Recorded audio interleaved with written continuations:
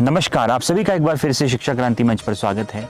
आज हम आए हैं योग वशिष्ठ आश्रम तुंगेश और यहाँ पर 2 किलोमीटर की पैदल यात्रा करने के बाद हम पहुँचे हैं और इतना मनोरम प्राकृतिक सौंदर्य के बीच में ये आश्रम स्थित है और यहाँ निकट ही एक संस्कृत महाविद्यालय भी है जहाँ पर दूर दराज क्षेत्रों से बच्चे पढ़ने के लिए आते हैं और अध्ययन और अध्यापन का यहाँ पर बहुत अच्छा समागम प्रकृति के बीच में है। और हमारे साथ बने हैं एक बार फिर से योग वशिष्ठ आश्रम से शिक्षा क्रांति मंच के संस्थापक श्री सत्यन सनातन जी, जिनसे हम आज वार्ता करेंगे इनकी स्वच्छ भारत यात्रा के बारे में।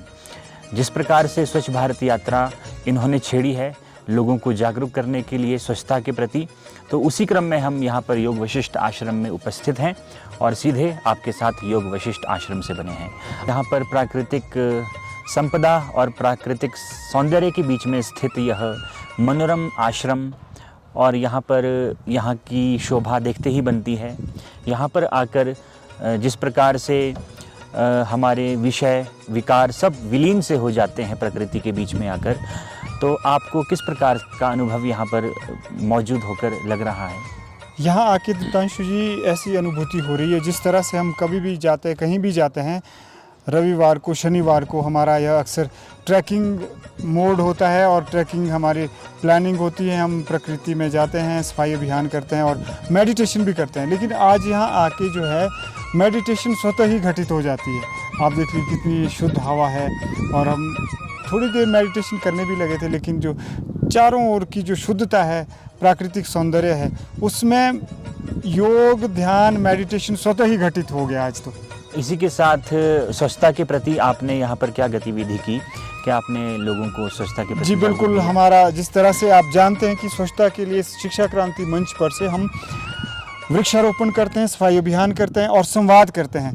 तो सौभाग्य हमारा रहा कि आज यहाँ हमारा कई लोगों से संवाद हुआ और हमने संवाद स्थापित किया और स्वच्छता को लेकर विचारों का आदान प्रदान किया और भविष्य के लिए सामूहिक तौर पर समाज में स्वच्छता लाने के लिए कुछ किया जाए, इस पे चिंतन और मनन किया गया। दीप्तांशु जी, बहुत अच्छा आपने कहा।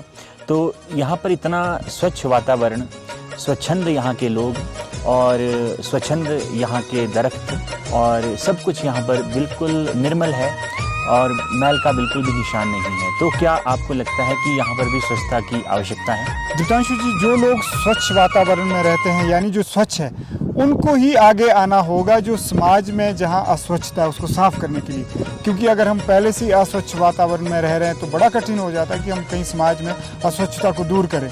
तो अगर हम ऐसे लोगों के बीच आते हैं या ऐसे पर्यावरण में आते हैं जहाँ पहले से ही स्वच्छता है और पहले से शुद्ध लोग हैं, स्वच्छ लोग हैं, जैसा आपने कहा स्वतंत्र चिंतन के लोग हैं, तो ऐसे लोगों से ही समाज में जो हम सार्वजनिक स्वच्छता को बहाल करना चाहते हैं वो संभव हो सकता है। सत्यन सनातन जी, आपने अपने बहुत ज़्यादा बिजी शेड्यूल में से समय हमें दिया अपनी यात्रा के बीच में, इसके लिए हम आपका तहे दिल से धन्यवाद करते हैं।